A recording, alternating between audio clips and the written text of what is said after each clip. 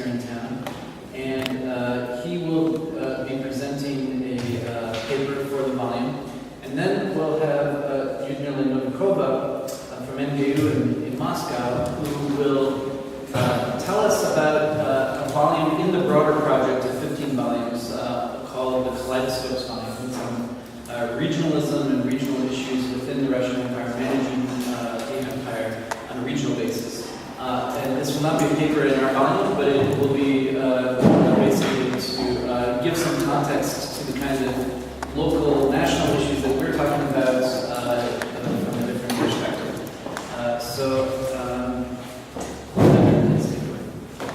Thank you, Eric. I should stand if you don't mind, because otherwise I feel like I said, that is. Can you hear me, Eric? I'm sorry, I just feel like I better stand up, otherwise I will succumb to the pressures of the day. I apologize for not sending the paper. Moving to the First World War was a difficult task. What I have is the oral presentation that I would like to deliver in this context. And it's called Imperial Revolutions in the Early 20th Century. It's really the experiment that I'm trying to make in the framework of the volume that tries to stay focused on the war. As you will see, I'm trying to decenter this focus a little, and it will be up to the comments to suggest whether this is a relevant approach at all or not. I have three sections in this paper, and I start with the first section, which has a question in the subtitle. The question is, what's in the name? First World War. What's in the name? Sometimes we operate with received names for historical events that were coined as a result of projection of one ideological perspective onto the language of historical writing, or as a result of a retrospective placement of a single historical event into a master narrative, if not teleology of history. And in this part, I would like to turn to different historical names that were used to describe the phenomenon of what we now call World War I. And I'm trying to do it in order to revisit this phenomenon and decenter the master narratives of either the history of revolution, the revolutionary history, the history of conspiracy, the revolution as a conspiracy and the war as a conspiracy. Note Yakovlev's book, 1975. This is when it will restart it. Or the history of the collapse of empires and the inevitable triumph of nation states. 2 decades ago, historians in the Soviet Union used to call World War I, and that's been mentioned, I think, by Mark, the imperialistic war, which was in line with the Soviet Marxist historiographic orthodoxy. This orthodoxy was first shaped by Vladimir Lenin's wartime manifesto, The War and the Russian Social Democracy. Российская социал-демократия.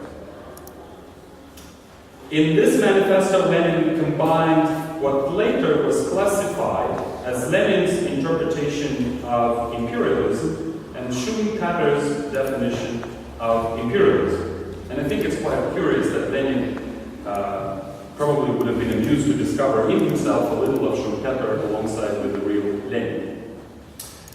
The Lenin's interpretation of imperialism was basically the externalization of tensions of the highest stage of capitalist development. And the result of this externalization of the tensions of the capitalist development led to the war, led to the competition, colonial acquisition, and to the war.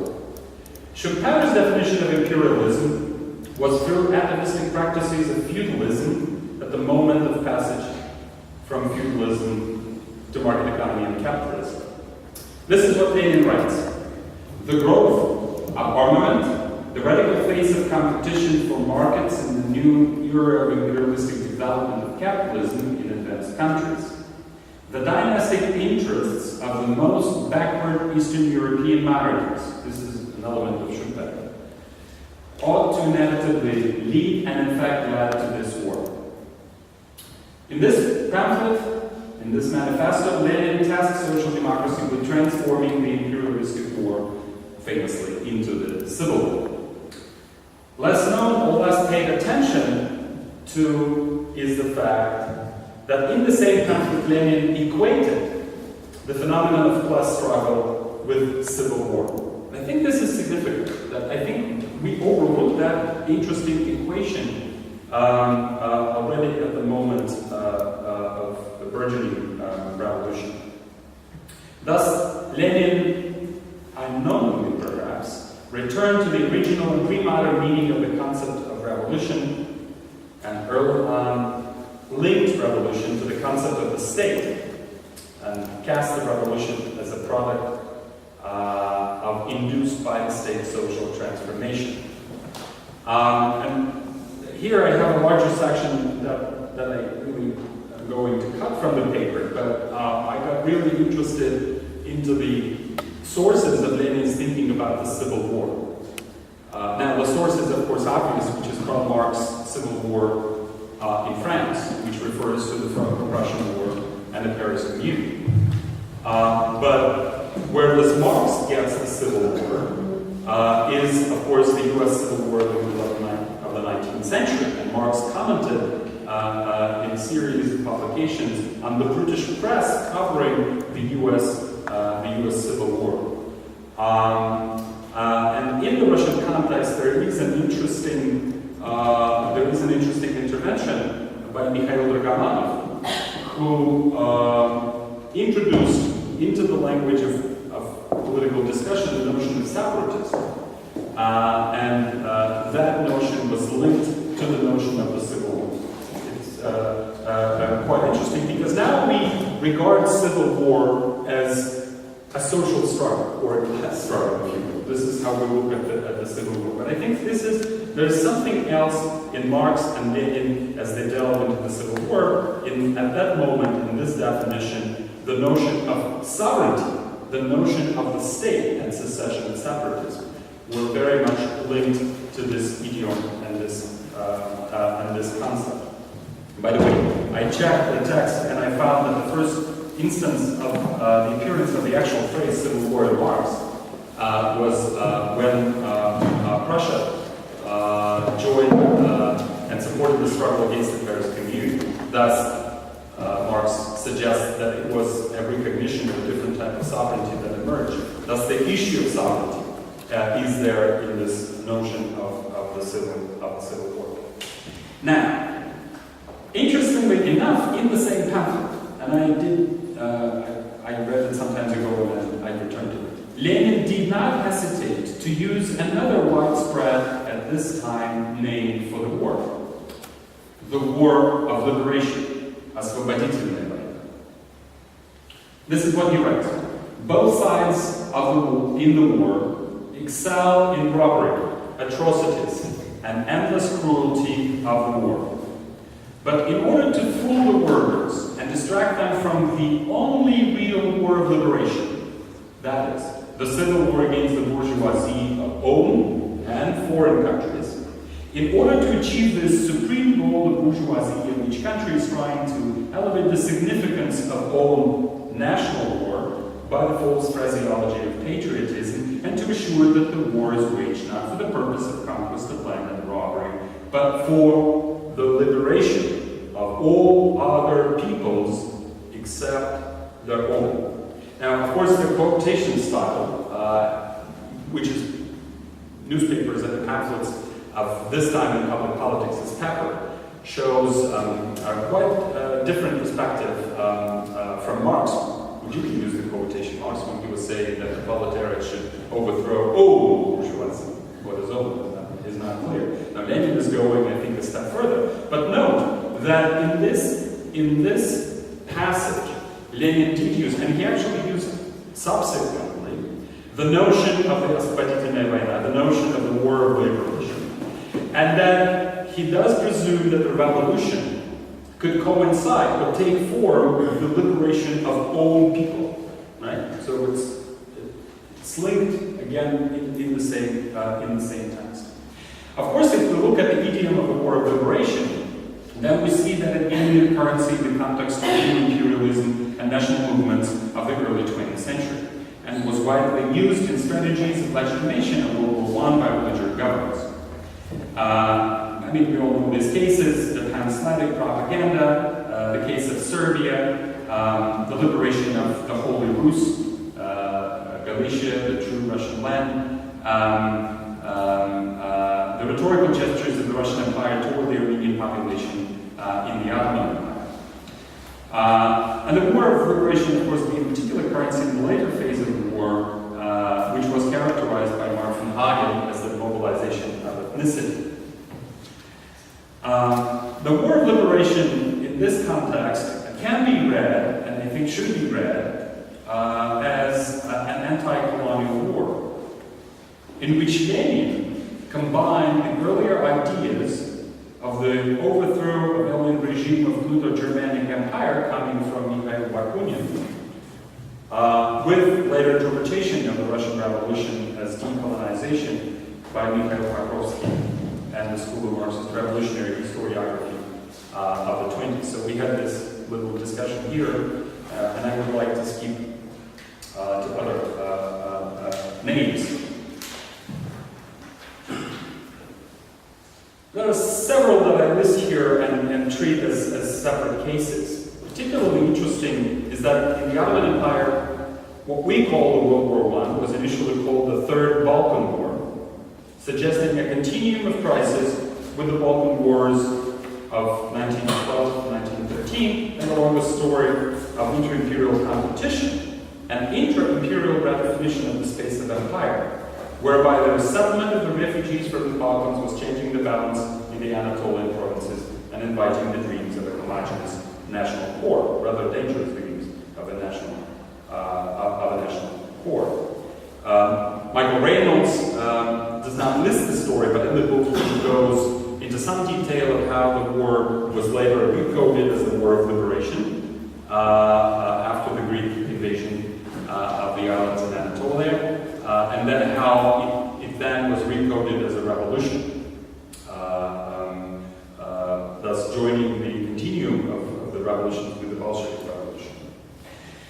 There's another instance that I found that is quite revealing, I think. In 1935, giving an interview to the former imperial diplomat Nikolai Alexandrovich de Basile, the former city head of Alexandropol, and the leader of city government, one of the leaders of city self-government of Tbilisi, and even one-time leader of the independent Armenian state, Alexander Ivanovich Khatisyan, simply called the World War I another Russo-Turkish war.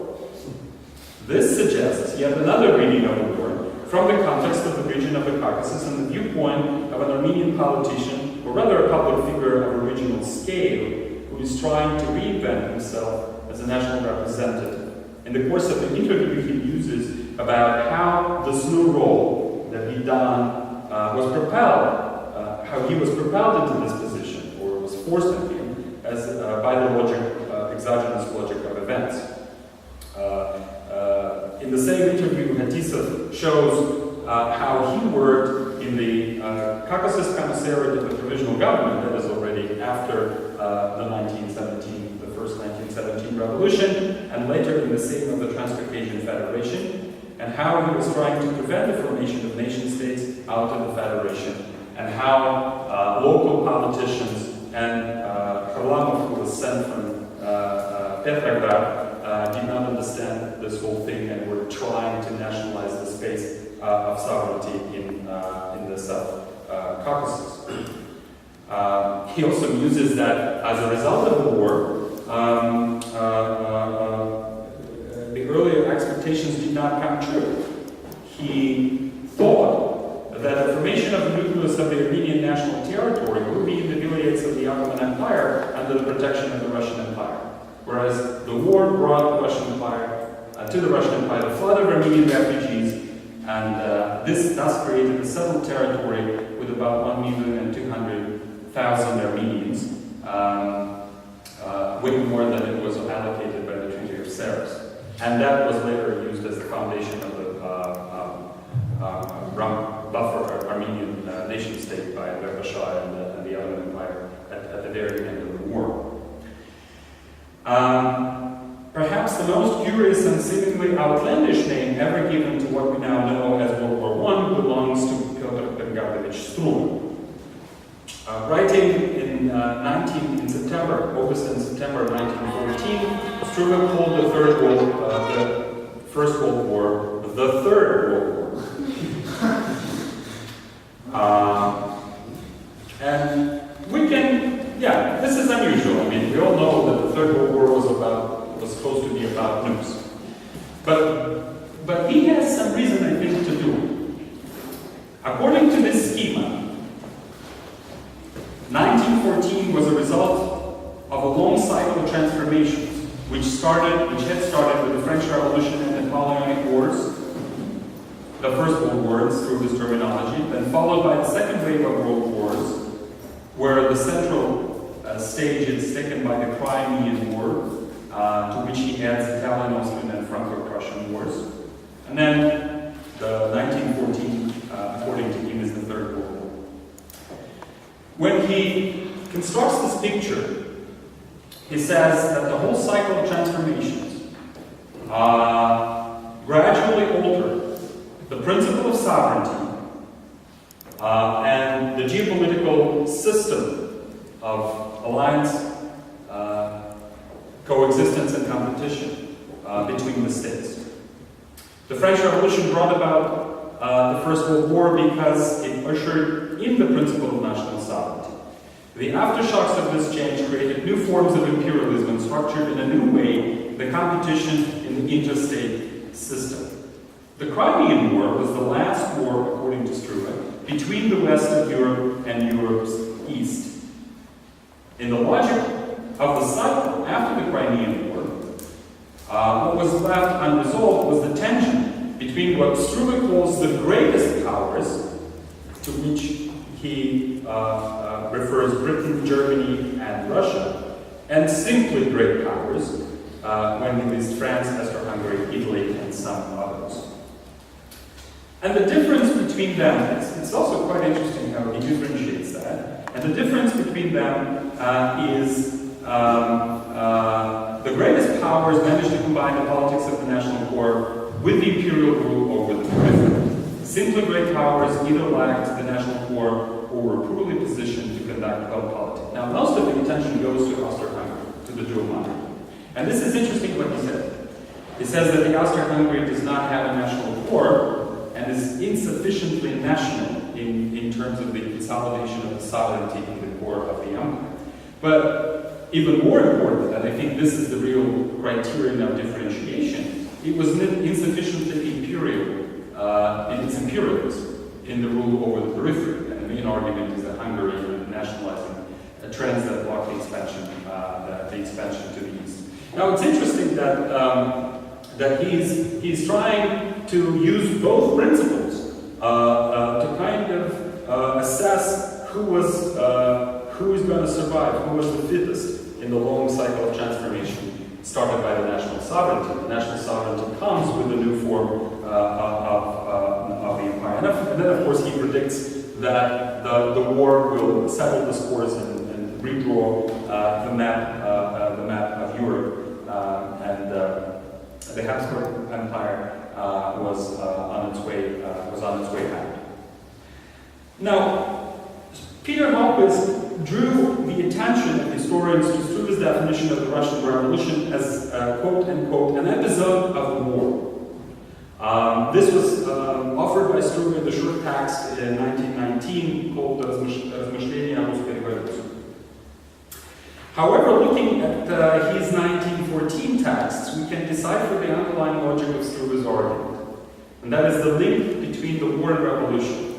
It was rather the revolution, the French Revolution, and the principle of national sovereignty and its aftershocks that started the cycle of world wars, and it's the cycle of reshaping of sovereignty in the 19th century, in which the World War I appeared to be an episode, and he called it the third. He obviously didn't notice as yet the significance and the novelty of this experience. Although it's interesting that in 1914 text, Struve continues to refer to his post-1905 revolution publications as if to remind the reader that contrary to the statements of the Russian Empire, that contrary to his statements, the Russian Empire was far from definitively transforming itself from what he called simply great power into the greatest power in terms of the shape of modern sovereignty. And therefore, he was reminding, this was again post-1905 revolution writings, he was reminding of the incomplete cycle of the revolution as seen in the war. Now, I missed many things, right? The German war is out, many other designations I'm sure we'll find. When we try to look at the subjective plane of the experience, the historical experience, we get many of these stories. But I think some of these things that I listed here are indicative. When we look at the actual language with which the war was described, I think we do not get homology, that is the binary opposition that we usually invoke when we have the notion of the war, the notion of the enemy, the notion of the confrontation. The war looks manifold, multiple, layered, anything but the binary, the logic of the enemy and the friend.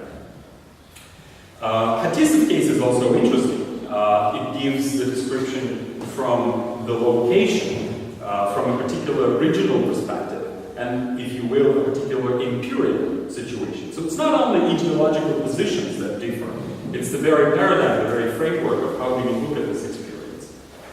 And then, following on Struve and following on the Third Balkan War, I think these namings suggest that when we try to place the experience of the Eastern Front on the comparative map, then we need to take real serious the early 20th century context. The wonderful epoch did not come, the Edwardian epoch did not come to an end on the Eastern Front, although it's a contested term, in 1914. It was a series of upheavals, there was a series of transformations. I was actually reading Rabindranath Tagore, who was talking about the Boxer Uprising, and his sense of a changing situation, his sense of changing world order and stability. The war was around, the change of political relations was around. And I think it's linked to the notion of Russo-Japanese War, Russian Revolution, Ottoman Revolution, and the Balkan Wars. And of course we notice a very interesting dialectics between war and revolution, between internal and external.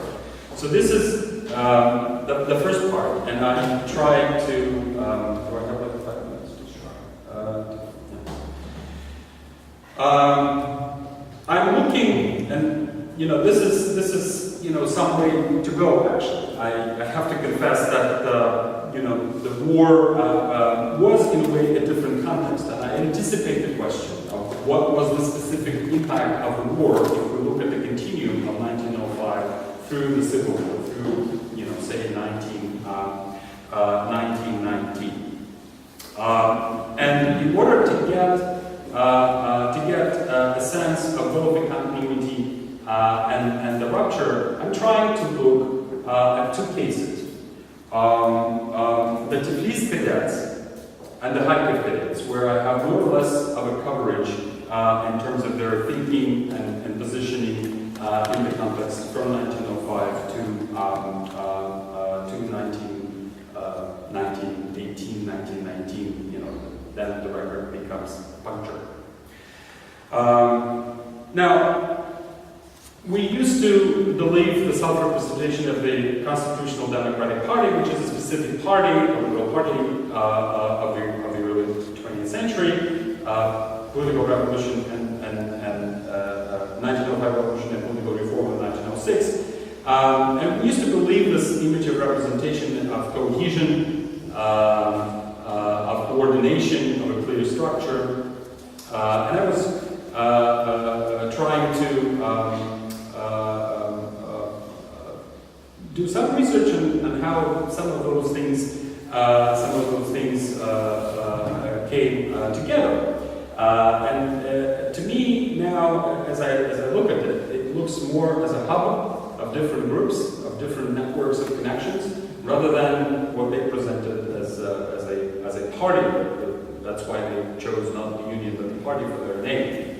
Particularly interesting is the question on the regional областные отделения, the regional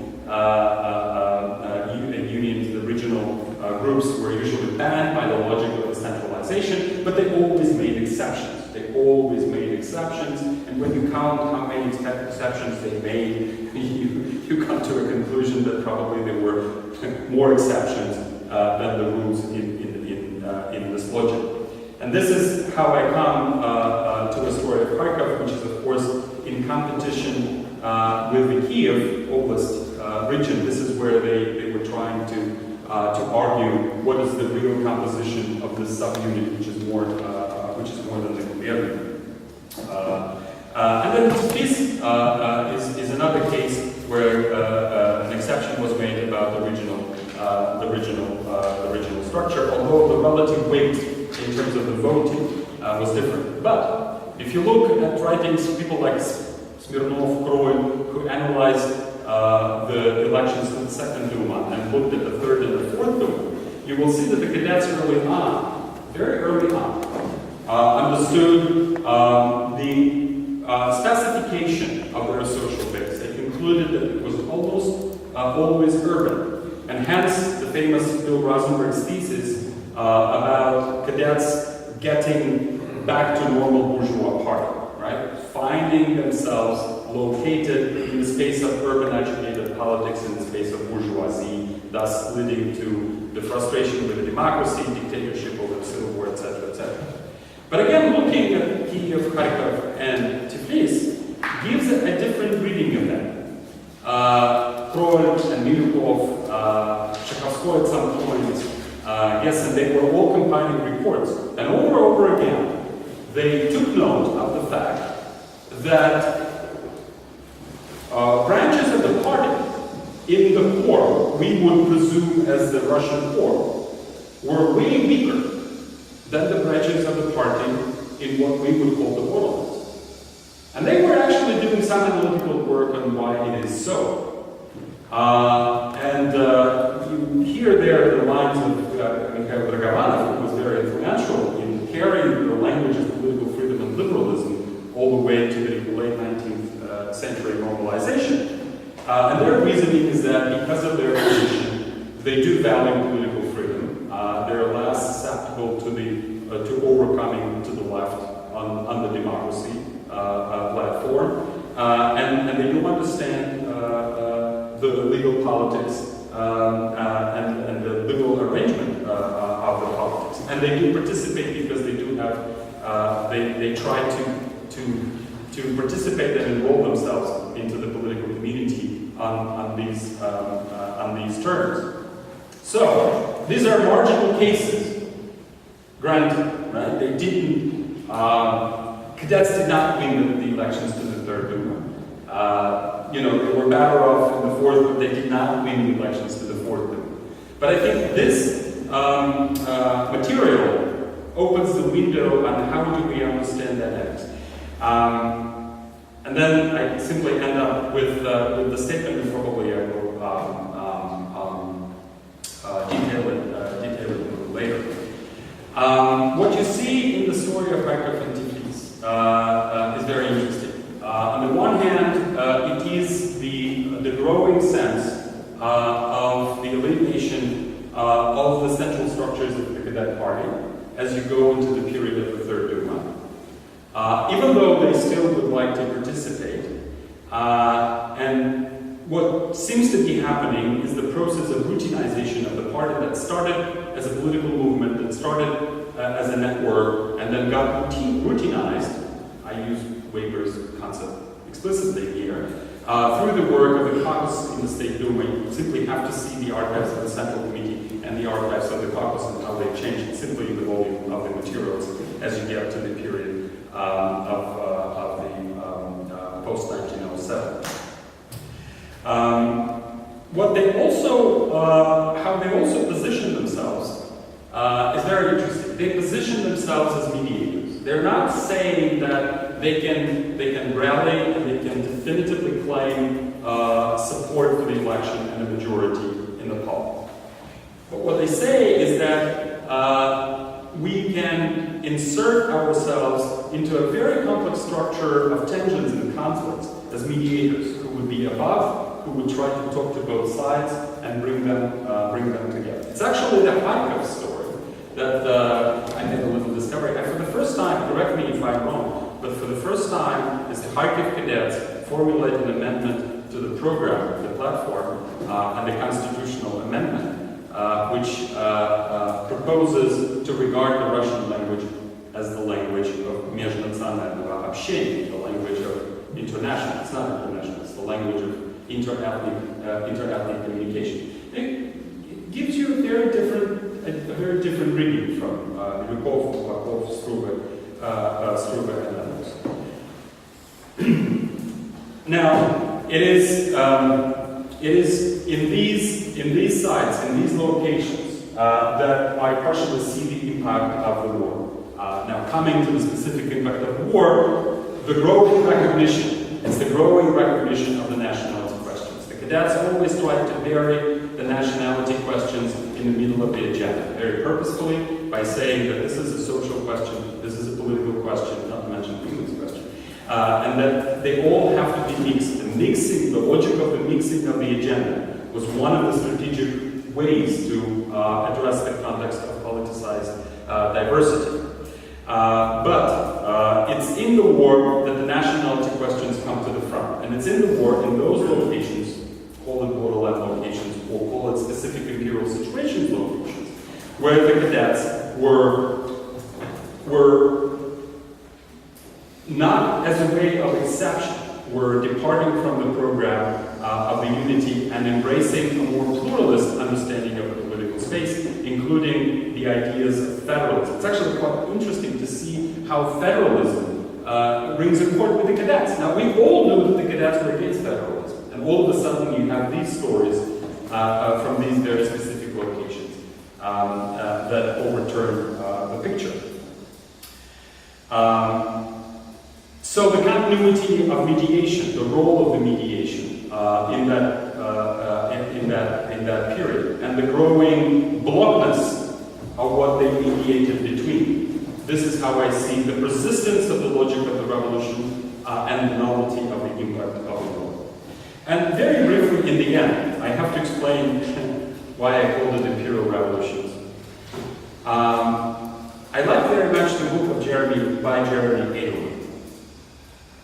I think it's a very interesting book, and when I look at this book, it's about the French Revolution and the Napoleonic Wars, but in the Iberian empires. So this brings us to Piotr Struve's First World War, right? Remember? So it was the real First World War. It's there.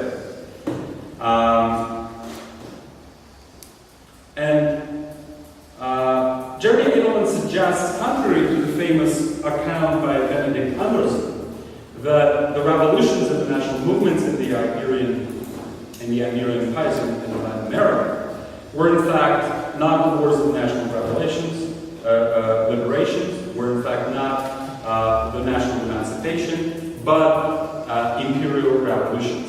And how does he specify that particular notion? And with this, I would like to end this paper. I would pick one, actually he has two elements and I will probably read it at the end so that I don't have to get up. Cool. First, presumptions about the inevitability of imperial decline in the age of revolutions have cast the tensions and upheavals of the period as a sign of the sclerosis and demise of transatlantic systems, when they might better be thought of as responses to imperial adaptations. There was little that was inevitable about imperial demise. Now, I think the second is more important. Second, revolutions were imperial in nature. That is to say, they were part of empire-wide transformations in that they yielded new social practices in defining the internal life of sovereign politics as efforts to put empires and their parts on a different footing in order to confront external pressures, so the inter-imperial rivalry. Revolutions did not begin as successionist episodes. Nations emerged as products of tensions wrought by efforts to recast the institutional framework of imperial sovereignty. So the imperial, one more word on that. The imperial revolution does decenter the endogenous logic of the revolution, the one that suggests that this is about internal. The imperial revolution also suggests that there is this very interesting dynamics between the internal and the external, to which I alluded earlier. And the notion of the imperial revolution stresses the fact of incommensurability of the claims and the structural situations in which political agents work. And this is what I think is very characteristic for the period of the early 20th century, and the period in which I would still argue we have to read, at least to try to read, the First World War as the Third World War, that is through the prism of the revolution of the early 20th century. Understand the question? Okay. Any comments? Say that it's Michael Howard or somebody else says that the First World War is actually the Sixth World War. You start going back to the French-Spanish Wars of the 18th century and then move on. You count something. Like if you count the World War as Europe extending its influence beyond Europe, then you start with, say, 18th century at least, and you come up with, this is the Sixth World War. So, but that's another issue. One shot, I think I told you in an email that while I was reading this crazy manuscript that I learned that the cadets in the Skoropadsky period had a congress in Kiev, I think, and decided to change their policy on one indivisible and adapt it to Ukrainian statehood of Skoropadsky and called it Prispособление. They actually called it Prispособление, how they were going to adapt their Russian division to what was left of Russia in their view, which is Skoropadsky's hetman state. And then I remember that when I was working on Siberia a long time ago, and the Siberian cadets also did not listen to the Central Committee and decided to form a kind of popular front with the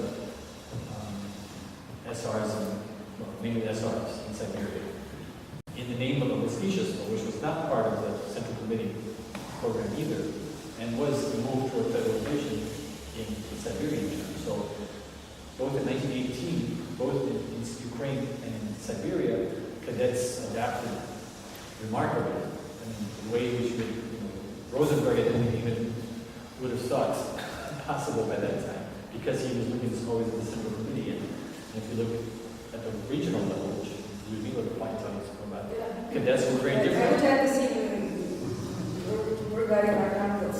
Yeah. So that's a short comment. Especially regarding to paper. I just how can comment on the first part where you analyze language and kind of discourses about the war.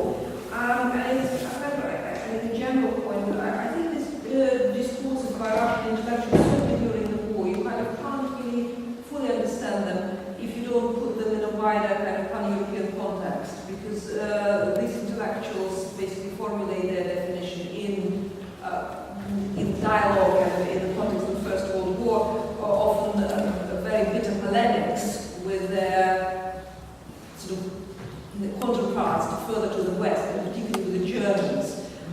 We discussed already in connection with George's paper the kind of emergence of post-colonial, anti-colonial discourses during the war in the 1920s. And again here, Germans, who we mentioned, also played this anti-colonial card in relation to the collapsing Ottoman Empire. They were presenting themselves as a kind of true supporter of the Muslims, while the Entente states were presented by the Germans as this colonial powers. So Struve, as you yourself in your earlier work showed, was very much in kind of a member of this, participant in this. Did they say colonial or tyrannical, despotic? Sorry? Did they say colonial or tyrannical? Well, they use the word They did. colonial, yes, yeah.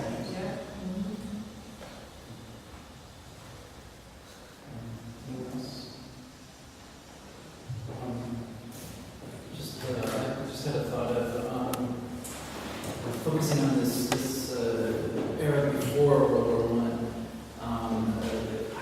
The question is basically what do you plan to do in the future to bring the story into World War One? And I mean, in that era, that decade right before, I mean, Nolde and Struve they wrote a lot about their concepts of empire and how to square it with liberalism. And Britain was a model for Nolde. Struve had very strong thoughts about it. And you know, I'm just wondering if you're going to delve, if you're thinking of delving more deeply into that to bring that story into the alliance and how the cadets viewed the war as a step towards a liberal Russian empire, and how they, you know, tried to deal with these difficult issues. I mean, they had some sophisticated responses to it, but generally, the general question is how do you intend to move forward into the war? Do you want to respond to some of the Yes. We have a few things here. Europe in the Sixth World War, even though it was further stretching the argument, I don't think it works because and I think Struve understood it. It all really started internally. It didn't start externally. It didn't start as an expansion. It started as a reshaping of sovereignty. This is his point of departure. And, you know, I'm prepared to argue, having given a thorough reading to all writings, Struve, and then inspired by Struve's work in the context of 1914, that they were reading that as a long cycle of transformation. And of course, they were projecting on the war as on the screen their, you know, ideas, right? It was performative. They were thinking about the future. I mean, that is clear. But it was not the idea. It was not just an expansion. Okay, it was not the expansion of Europe or globalization or linkages or conquest. It was the war that was internal, that was impossible to think and comprehend without taking into account this internal dynamics. So that I think is, you know, he has a ground. I mean, I don't have to defend him, but I'm trying to recapture what kind of thinking went into this when he said it is the Third World War, and what kind of priorities he set about thinking the war. Well, the other thing is that for a while, the war is called the Attention and the Velika it's different versions. You put your finger on something very important. I cut the not finished sections on Narod, which is even more interesting, and the Attention, and there are these kind of sections. So that And the first Attention now was 1812. So there is that connection kind of there too. that's right. That's right. Well, I didn't find Struve writing on 1812. That's the thing. I mean, he could have kind of thought in the cyclical logic if he actually devoted much time to this topic.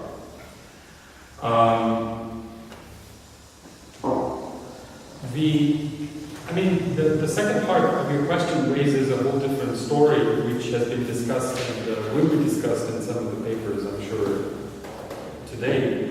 To what extent do we have to think along the party lines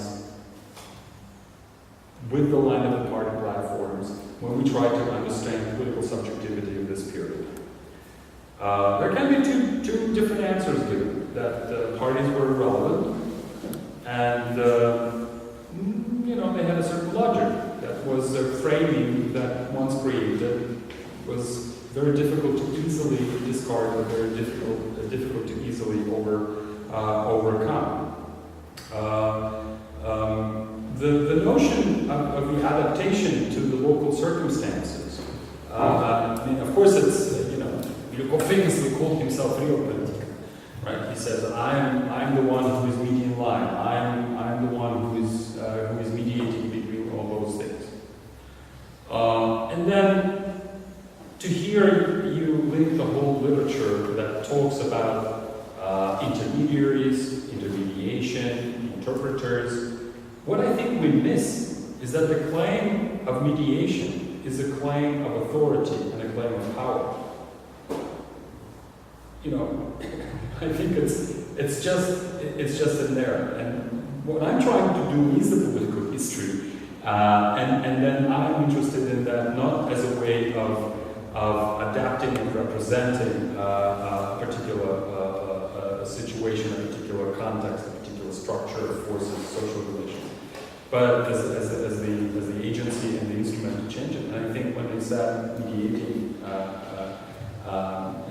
when they cast themselves in the role of the intermediary, they were changing the situation, and then they were exerting certain authoritative relations vis-a-vis the context onto which they grafted themselves. So that I mean, I'm not sure it's a disagreement, but very often, you know, people said, oh, look how nicely they, you know, adapted themselves to this, adapted themselves to that. I mean, it's a particular strategy, which is very difficult to understand in the context of the 20th century, of the the ideological politics that was coming exactly at that moment. Thank you very much. Wider pan-European context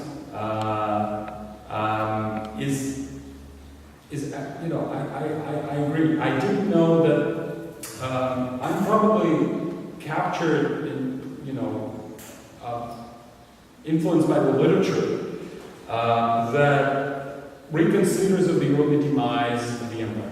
That people like Fred Cooper, who was actually writing that colonialism was a sign of modernity at that time. That we read into the interwar period too easily and too early the logic of the decolonization post-1945, where really you have the triumph of the principle of national sovereignty, the final and the ultimate triumph of the principle of national sovereignty.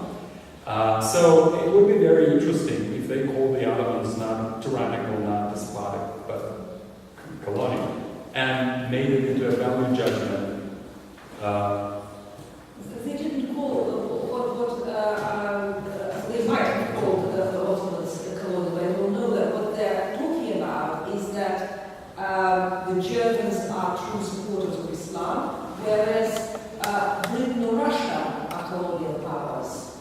Mm-hmm. That's what they're saying. But I don't know, in relation to Cooper, I very much like his work and the points kind of I tend to agree with them.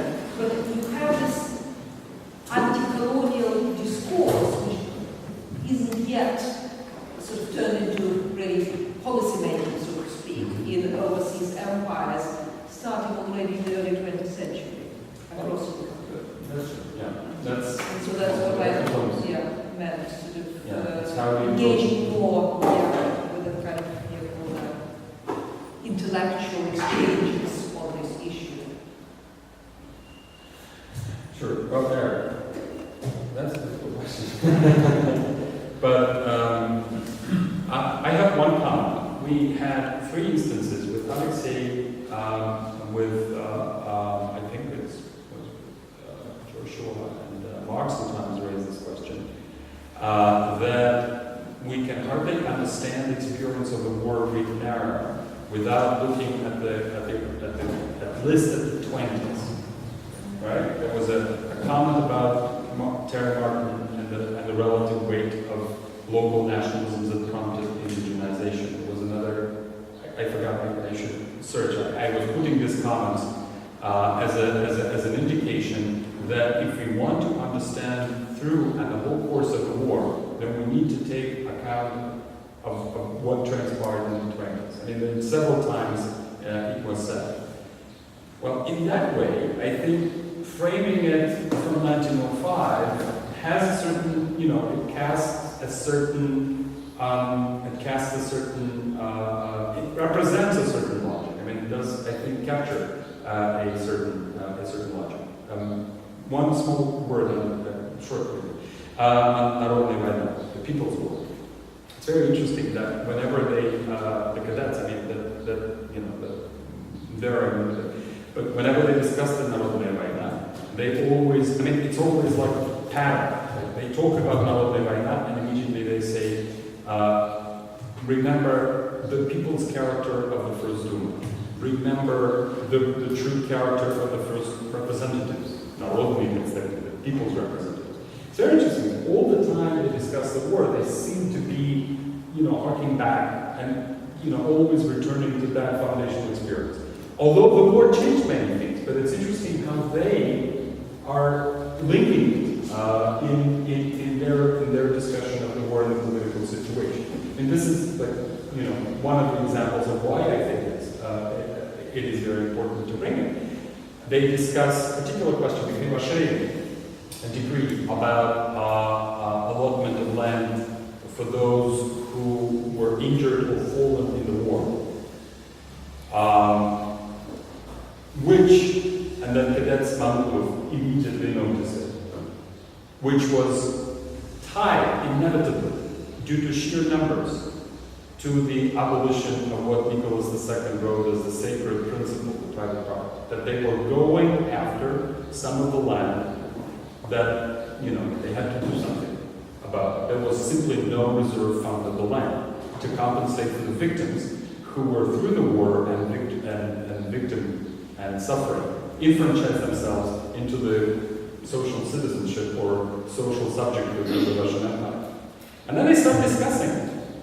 And they immediately, it's kind of obvious, they said, remember what we wrote in the Typhoon? Right? I mean, the whole discussion of this is framed with reference to their understanding of what is citizenship, how the agrarian reform was connected to enfranchisement, right? The constitutional democratic element of it, and how the war makes the government acts like the cadets. It's very interesting. I mean, if you look at these people, they are completely. How could they not see the changes that the war did bring, the real changes? How did they overlook? That could be, one of the ways of my going around this issue, of what they did not notice, of how they were short-sighted on some of the questions of the impact of the war. That could be, but that's what I see. This is how these people were acting and seeing things.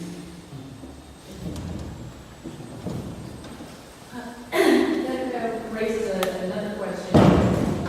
It seems to me that the cadets were arguing very persuasively, and I see Struve's understanding of this during the war, the question of reshaping sovereignty, how this is an important liberal political issue, and I think Mark, you wanted the more pan-European expansion, that this is still a liberal movement, liberal ideas, liberal political ideas.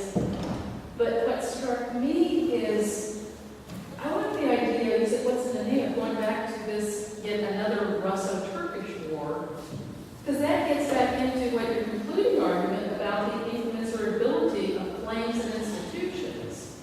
The liberals, they had, you said that they did, why were they blind to what was going on? Well, they didn't see this incommensurability. But going back to thinking of it as a Russo-Turkish war, some of that would become clearer. There was the Dardanelles, that was part of the Middle Coast, that was expansion. Capturing this fence was not part of Russian territory, that was expansion. He was giving his own rationalization. He gave two, right? One rationalization was that he heard many times on what would be popular with the people. He thought monarchy, then he thought republic. But the Constantinople, the Danube Straits, was part of this kind of idea of how do you resonate, how do you find a language, how do you frame this word. He was manipulatively thinking about the use of this language. This is one rationalization. The second rationalization he gave, he was not against the Ottoman Empire, but it was the decisive Egyptization of Turkey. That changed the whole thing. Means that is it, right? So that's on which he was fully in agreement with Screwdriver around the time of 17 and 18. So I think we talked about lunch a little bit, you didn't want to go that way, but Smutny Armenia is another, since we already talked about the 20s, that's when Smutny Armenia starts getting applied back to the war and civil war. And I want, for comparative purposes, we look at how Germans start thinking about the war. One way they talk about it pretty early on is Urkatastrophe. That's a serious catastrophe. It's like the catastrophe of all catastrophes. That was before World War II, obviously.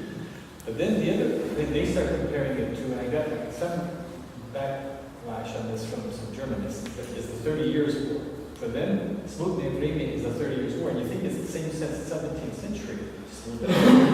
And kind of complete breakdown of dynastic rule, civil war, social war, freebooting camps. And according to Weyers, the most popular play of the Oberost was some from Schiller's Wallengross Lager or something like that, which was about the 30 Years War and this character that Schiller made famous, which became the sort of standard play that was performed in Oberost, according to Weyers. So there's a kind of stage in which it goes beyond just being World War and imperialist war, people's war, to kind of global, or at least war catastrophe of the sort of 17th century variety, which again is about sovereignty, because what comes out of the 17th century is the Treaty of Westphalia. So there's something going on in people's imagination that ties them back to the 17th century when they think about this war in retrospect, not during the war, but afterward. The history of the Second Russian Revolution, Yukov starts that, as if the tectonic shift happened and we are brought back to the 17th century. This is the opening line of that completely different time where. Thank you, I appreciate this. And the crazy things they've done about teaching sports. The other thing immediately prior to the war that Lehman kind of downplays really in his story, The Origins, is the role of the Red Cadets. Their willingness... And the Duma politics in general. And the Duma politics in general. The Red Cadets are huge role in their willingness to basically play the neocon, expand a broad card in their domestic struggles. I think their concept of liberal empire with Britain as the model helps pave the way for that. And so there's something there, and something that probably the historiographical fiction needs to be pushed a little bit. No, that was, I was thinking, I didn't answer your question about the Struve and London, but then the Sealy, the John Robert Sealy, the Great Britain thing, that I'm not sure will fit in here in one of the ways. Just very quickly, obviously the movement in politics, it had started from the Third Duma and from the First Duma, but more obviously specifically from the Third Duma, towards the creation of a great Russia, the idea of you just talked about Egypticizing Turkey. That had already started to take place also in Russian politics, with the intense Russification of Finland. Russians need the same rights as Finns in Finland. So there's this mixture of liberal politics that have conservative implications. It's a part of Duma politics, including White Cadets. So I think all part of building up to. Do you have any closing thoughts? I appreciate your comments and questions. Okay. And suggestions. Okay. Thanks to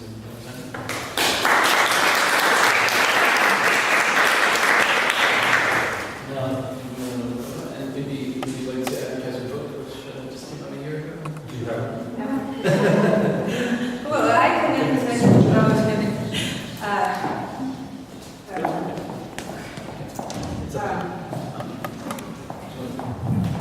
I think that's fine. I can talk about it.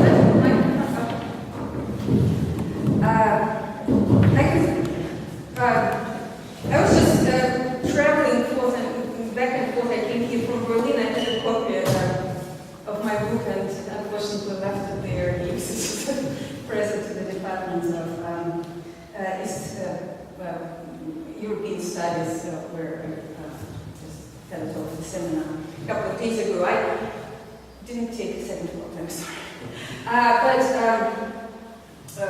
My book was on Russian Civil War, published last year with Nobel Literature magazine.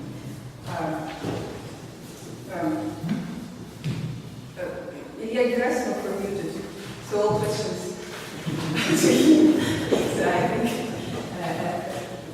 he can just take a more neutral perspective, maybe, on that topic. So what I'm going to talk today about is about the volume of Kaleidoscope of Revolutions, which is another volume in the big series about Russia's Great War and revolutions. So it's my talk today is not in tune with other talks, other papers, but therefore it will be short. So I came here with, I would say, some kind of intelligence purpose to see what you are dealing with, and I had two questions in mind. First of all, how our Kaleidoscope volume will be different from the Empire volume, and the second question is how can we, in our own volume, deal with the diversity of issues and questions, how we can reach that diversity and make it some kind of conceptual argument, overarching argument. I'm quite pleased with the second, with the answer to the second question. So we are different. In two respects, at least, because at least the papers that we have today focus more on overarching themes rather than particular districts, whereas the Kaleidoscope focus will be on particular districts, particular regions in the Russian Empire. And second difference is that the focus of your volume is more on World War I, so pre-1917, whereas our main focus is 1917 and the Civil War. I'm tempted to just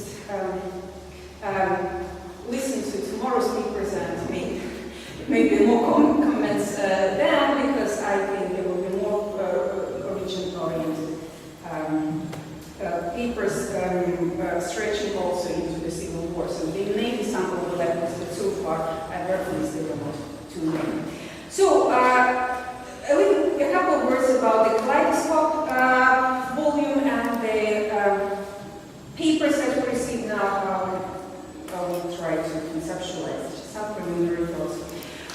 The idea of the volume Kaleidoscope of Revolutions that appeared already before the bigger project of the Russia's World War I, Russia's Great War and Revolution appeared, was to bring together a big number of studies of revolution in the regions that have been appearing in recent years.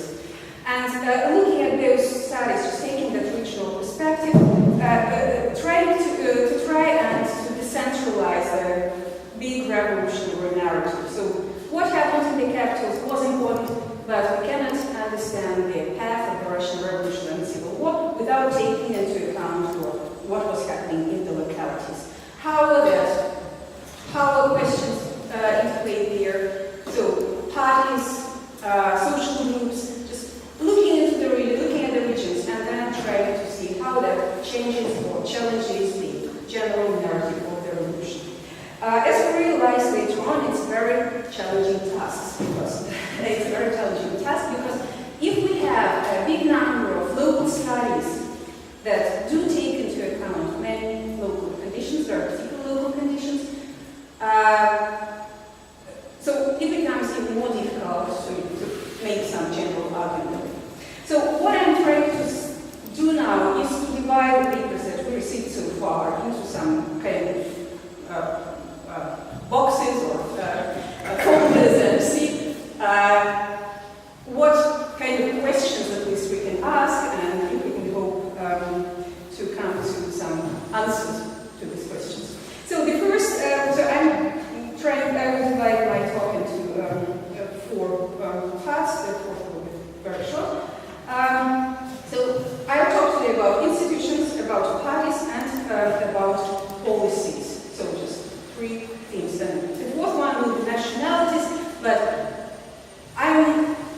I'll just give a few words on that and then wait for tomorrow's part of this discussion before I try to just make any comments or comparisons. So first of all, institutions. So the typical view on 1917 was that of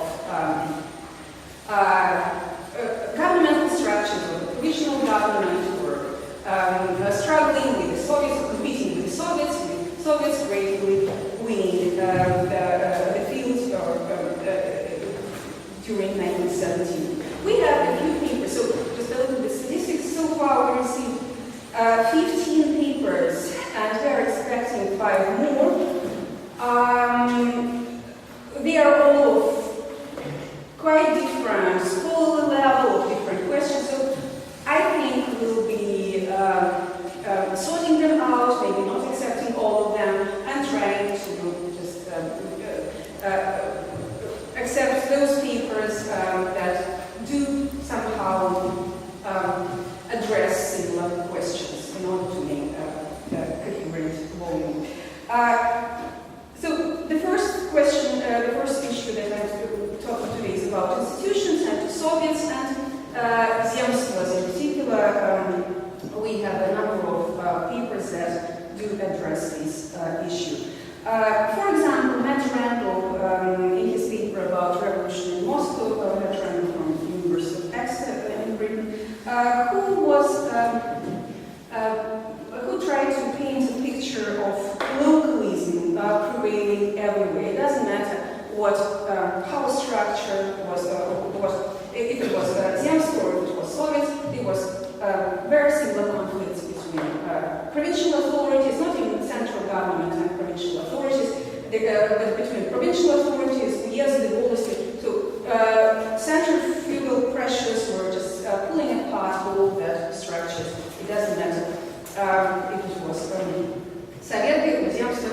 And his argument is that only Bolsheviks, with their willingness to resort to force, could ensure that localism did in fact fatally undermine them, as it had done with the provisional government. So it was not about popularity, relative popularity of the Soviets, but of the willingness of the Bolsheviks to apply force to consolidate their rule.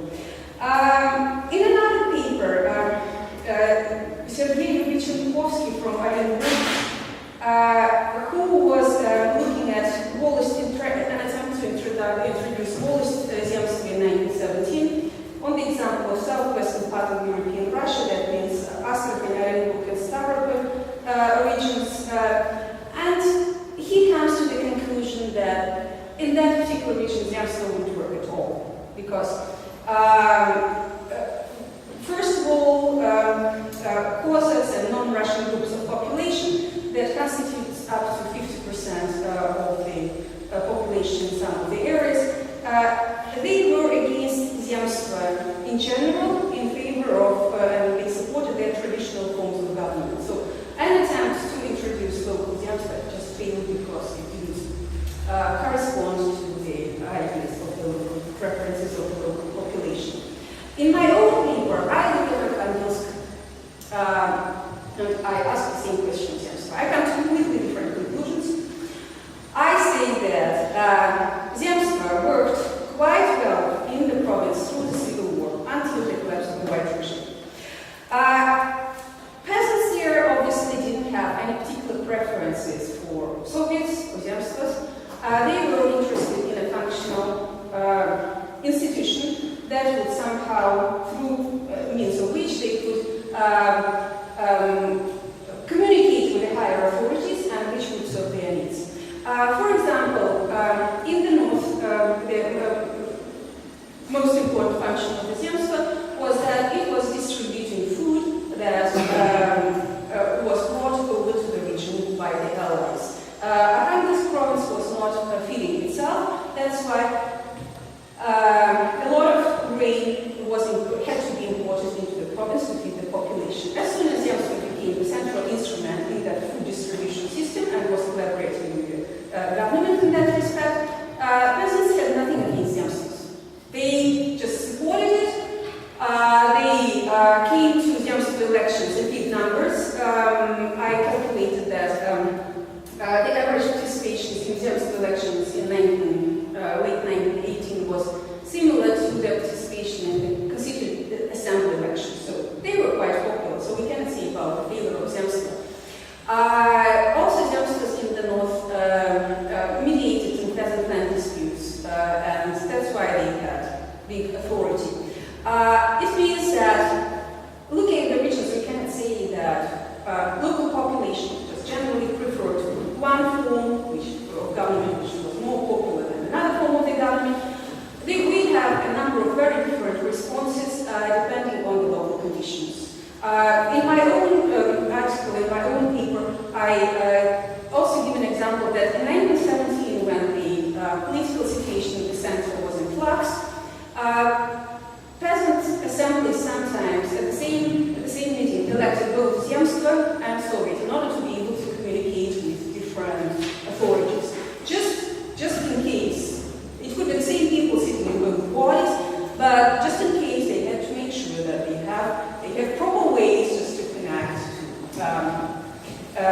to communicate with different power structures. Second part of my presentation is about parties. So, Sasha asked to talk about parties a little bit, but it will be different. It will be a little bit in different way. I think the key article that we have received so far about political parties is the contribution by Stefan Karsh on the Bolsheviks in Voronezh. Stefan published his book in German a few years ago, and I am really very glad that he has submitted an article to our volume and that it will be translated into English, because as far as I know, it's his first English language publication. I think his work really deserves to be known beyond German speaking or German reading audience. So his main question is how in Voronezh region, in this article he's focusing on the towns of Voronezh region, Bolsheviks, who even in October 1917 didn't have more than 1,000 members of that local organization, comparing to the social revolutionaries who had 100,000 members. How the Bolsheviks already in October 1917 would come to power. So that's that. From any statistical point of view, that's nonsense.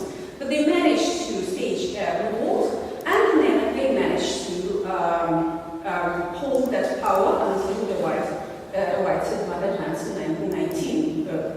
The whites were occupied the town. So he is looking at particular constellation of local forces. In particular, he is analyzing how the Bolshevik minority could arrive on the back of different militant groups. It was first military garrison, in particular 2,000 Siberian riflemen who were transferred from Siberia and who were really agitated, already had been agitated by the Bolsheviks, who were Bolshevik supporters. So they were instrumental in facilitating that coup, that revolt in late October 1917. Later on, with the demobilization of the army, that support of the Bolsheviks gradually disappeared, but they were Red Guards, later on workers' militias, later on procurement brigades,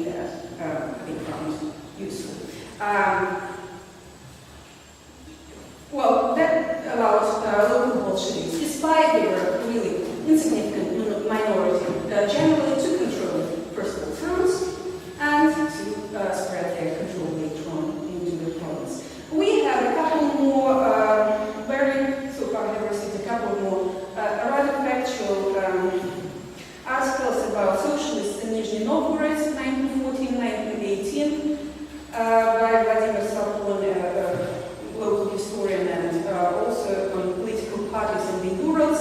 I'm not going to talk here in more detail, but we have some papers that do address questions of local party organizations. We have to think how they can just engage with each other. Another question, policies or policies. We have mostly papers here focusing on peasants and peasant relationships with the state. We are expecting Eric Landis to write a paper on Tambov and Anton Uprising, we haven't received it yet. And we have a paper of, I think also key paper to our volume, Peter Frankholz from Northeastern University, who writes about Razvorska and collapse of peasant survival in the Civil War. I just recently reviewed a book of Eric Landis for our teachers in the history, and while working on the review, I asked myself the question why Antonov Uprising happened just in Tambov. It's a wonderful book, I liked it, but I couldn't find an answer to this question, why Tambov? Because the situation here was really very, very similar as he describes to other grain-producing areas. When I read Peter Frankholz's contribution to our volume, I know why. So it was very enlightening to me. Peter Frankholz makes an argument that, of course, Razvorska was applied through the country, but the ruling regime couldn't apply force in all places at the same time. So it had to concentrate on the areas that could produce, where they could get maximum gain at minimum price. So the areas which had most reserves of food. That's why those brigades, food procurement brigades, were not spread across the whole area, but they were just targeted particular areas that had the biggest reserves. It could be one area at one time, it could be another area at another time. Of course, all other regions also received their quotas, but if there was no force present, usually in the conflict between locally oriented district Soviets and state-oriented provincial commissars, the first gained an upper hand. That's why he makes his argument that although Pansin in 1818 was one of those key provinces that where a lot of force was applied to get grain from peasants, in 1919 it was spared that. There were other areas where all those most procurement brigades were sent to. That's why the result was there was declining procurement results in 1919 in the province. Peasants were, as a result, spared destruction or famine that happened in the neighboring areas, and as a result, peasants remained relatively calm in comparison to neighboring Tambov, Saragov, Simbirsk, became a hotbed of Antonov Uprising. That's about policies. Once again, focusing on the regional context, which can be very different. So one area which produces massive peasant uprising, another area, just neighboring area, remain completely calm through the period. Fourth area, nationalities, and that's our big question. So I'm really very thankful to the ideas of state failure, rise that Josh said.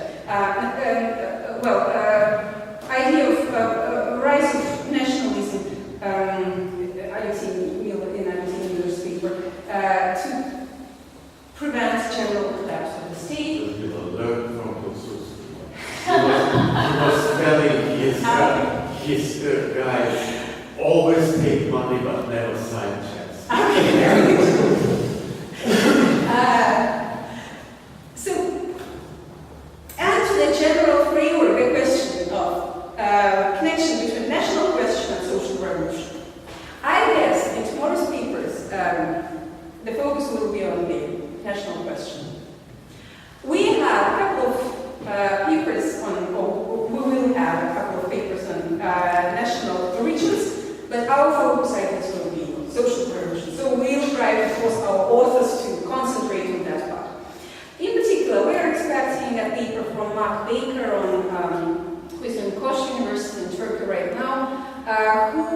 focusing on peasants in the Ukraine, and as far as I understand, his argument will be that for Ukrainian peasant identity was much more important than Ukraine. So they were just acting like peasants through the period. We will have papers on Historia by Carsten Bruggemann, and there will be more politics involved there.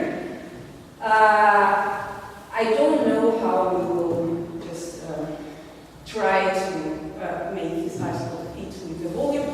We'll have a contribution on Odessa by another German scholar, Tanya Panther, and we have a contribution on Karelia by Russian scholar Elena Lukovska.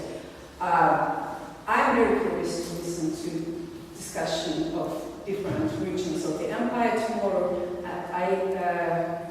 I will see how you will try to make those regions fit into your general narrative, and I'm very curious about what lessons we can learn from your experience here. Thank you very much for your attention. I'm sorry for my a little bit random, I would say, presentation, but I'm just trying to think right now about the papers we received so far, drafts we received so far, and we'll see what we have in the end. Any questions for Yes. Well, I want to use this opportunity to get especially get some peace of mind. The more I learn about 1917, it's been for 2 decades now, the more I understand now that we don't know much about 1917. I mean, why, let's say. So I'm interested in your view, based on the contributions you received so far, and this is a piece of intelligence on our for us present here, and based on your own research, what was the role of the war in the different situations and localities discussed by your contributors? I mean, at least what were the elements that contributed to the sudden rise of Bolsheviks from nothing to anything? The old school of thought believed that, well, they had magic touch, of course, and that they had some divine knowledge. Now, it's obviously that they didn't know a thing about the reality, but they did history, of course. And I have my doubts as a social historian about the magic touch. I mean, and it was just so crude and so primitive that no magic was sorry. But somehow produced this combination that was certainly getting a jackpot. So what were the factors? And specifically, I'm interested in the presence of the First World War, or the shadow of war in those events discussed in the papers.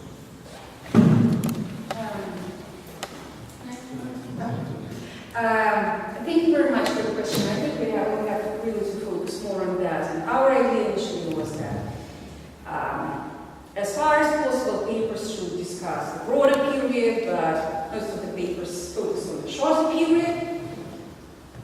And actually, most of them, I think, is good. Because those who try to make very big arguments usually do not have much substance in the paper left. It's very difficult to have both. So that will be the task of the editors. From what we can see right now, I think the biggest contribution, World War I was very important, and we mostly look at the areas that were in the rear rather than on the front. And in the rear, it was not only food problems, and it was not only refugees, but the strongest factor was military garrisons, I think. And in particular, Stefan Kasch in his book mostly, but also in his article here, shows a very interesting picture that in some small provincial towns in the US centers, local garrison could be bigger than the local population. It was like Ostroshka, I think, 4,000 people, local dwellers, 6,000 military garrison.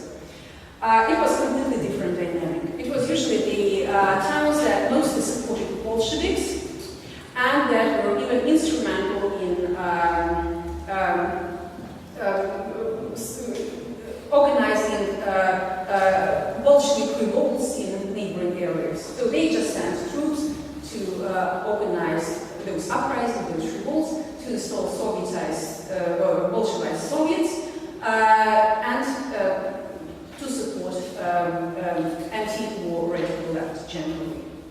They were really very instrumental.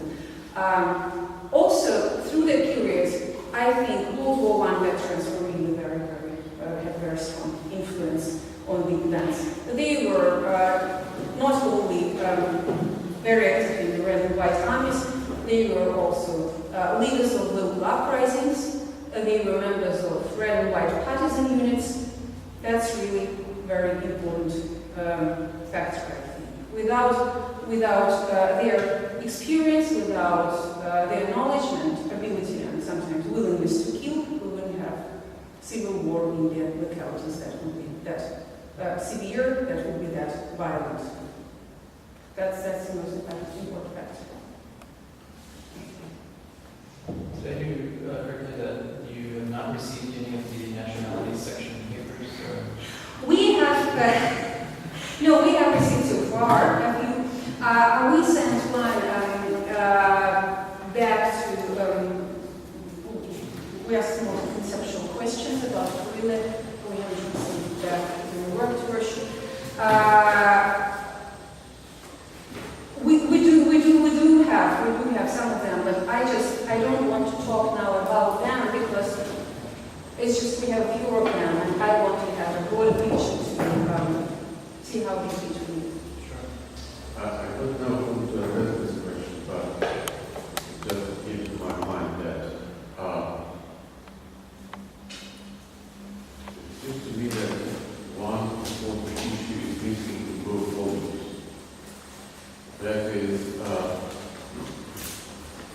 the role of Austrian prisoners of war in Russia, be it Czech Corps, be it Hungarians. Hungarians are extremely interesting case because during the old regime nobody cared to make propaganda on Hungarians. And then Bolsheviks came and were extremely successful, and over 100,000 people participated on the Bolshevik side, Hungarians.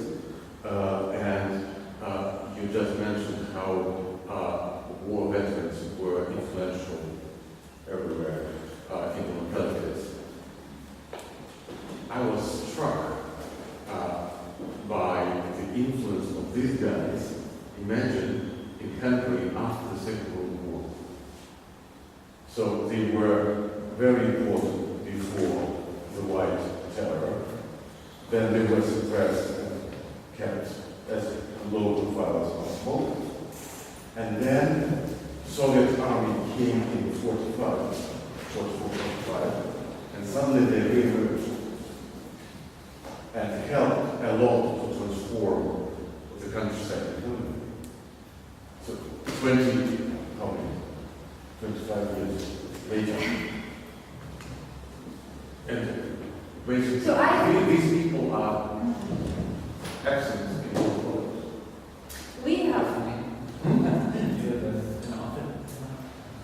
we have, I'm sorry, I think we have, concerning prisoners of war, if I remember correctly, I don't think I have all the information right here at hand, but we received some suggestions, some proposals by few people to write about prisoners of war, but I think later on we landed in the bigger home front volume, or in the, I think also we have the Borderlands or something like national. Multiple layers on the same themes. Yeah, so I definitely remember that I think we received the proposal by Oksana Nagornaya, who wrote about Russian prisoners of war, and returning prisoners of war when they came back from German captivity, what impact they had in their localities. I think it ended up in the front volume generally.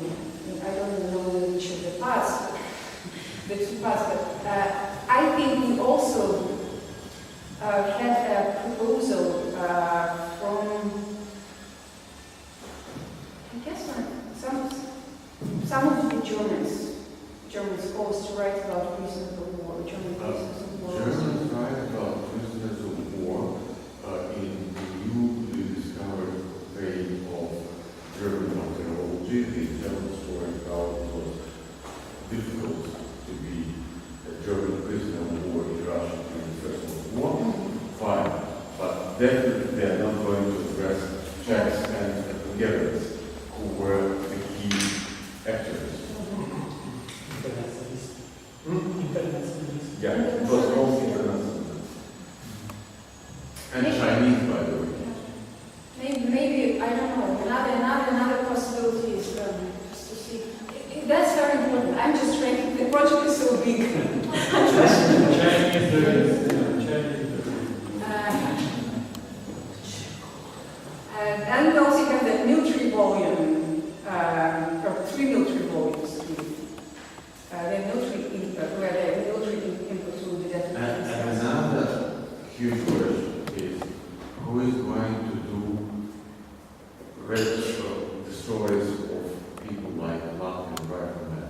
Because Latvians will not tell the story. They don't like the story. Local historians and Russians, they don't know the story. If you consider the significance, it's huge. But you need to create for this a niche in volume. You know, a volume that is called kaleidoscope and is focused on locality can take a lifetime to publish, right? Because there are so many localities and there are so many different people. So you need to think about a niche and how do you carve and where do you place that, etc. We discussed all these issues. We're not encyclopedic. We're just selectively giving a few samples. That's the advantage of the kaleidoscope. Pieces are shaped differently, some are different colors, some are bigger, some are smaller. Could play with that. But my proposal is run a test. You have an article on Ukraine focusing on peasants. Have someone writing on Ukraine as a nationality. Put them together. That would be interesting. You can write about peasants in Ukraine telling the story of the national movement, for example. Just as an illustration how marginal was the national issue for this one. Any last question? Great. Well, thank you. Oh, sorry. Yeah, so just quick comments. One last comment. I think the biggest question for us is to try and demonstrate different perspectives and then write one introduction and conclusion. It's just the biggest issue because I'm editing this volume together with Aaron Rettich and Sarah Bedford. We were once asked what central just argument would be. And so far we have come up with just an idea that it's just 1 + 1 + 1 + 1. It's just like kaleidoscope, and that's the final result was the sum of all those local developments. So we cannot trace a general trajectory of the events. So far, that's the only conceptual I think we can come up with, but so we'll see. We'll think about it. Anyway, thank you very much for your very interesting questions, and most of all, I'm very thankful to Sasha who brought me here just to. I didn't. It's the faculty of liberal arts. So I'm very thankful for to the faculty of liberal arts because I think I don't know, from my perspective, just being here is very beneficial for our own. Thanks.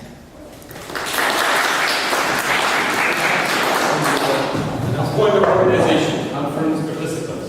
You're kindly invited to the dinner. The bus will start. What was the